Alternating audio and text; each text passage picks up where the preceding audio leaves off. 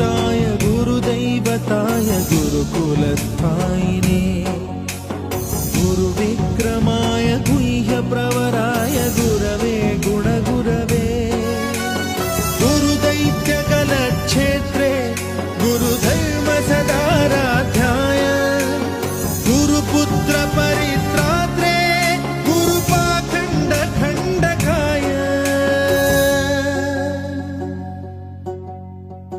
गीतसाराय गीततत्त्वाय गीतगोत्राय धीमहि